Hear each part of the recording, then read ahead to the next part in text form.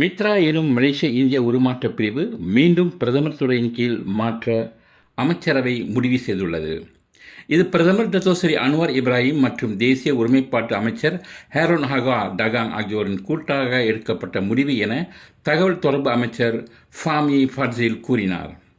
மித்ரா கடந்த டிசம்பரில் தேசிய ஒருமைப்பாட்டு அமைச்சின் கீழ் கொண்டு வரப்பட்டதைத் தொடர்ந்து இவ்வாண்டு தொடக்கத்தில் மித்ரா மீண்டும் தேசிய ஒருமைப்பாட்டு அமைச்சின் கீழ் நியமிக்கப்படும் என அன்வார் அறிவித்திருந்தார். இருப்பினும் அவர் சிறப்பு பிரிவை தொடர்ந்து கண்காணிக்கப்படும் என்றும் அவர் குறிப்பிட்டிருந்தார். மித்ராவின் நிர்வாகத்தை பொறுப்பேற்ற பிறகு தேசிய ஒருமைப்பாட்டு அமைச்சு பின்னடைவை சந்தித்ததைத் தொடர்ந்து மித்ராவின் நோக்கம் தெரியவில்லை என அமைச்சர் கூறியதை அடுத்து அவர் பதவி விலகுமாறு 3 இந்திய குழுக்கள் கோரிக்கை விடுத்தன. அதேவேளையில் மித்ரா மீண்டும் பிரதமர் துறையின் மாற்றப்பட வேண்டும் என பல தரப்பினரின் வலியுறுத்தினர் என்பது குறிப்பிடத்தக்கது.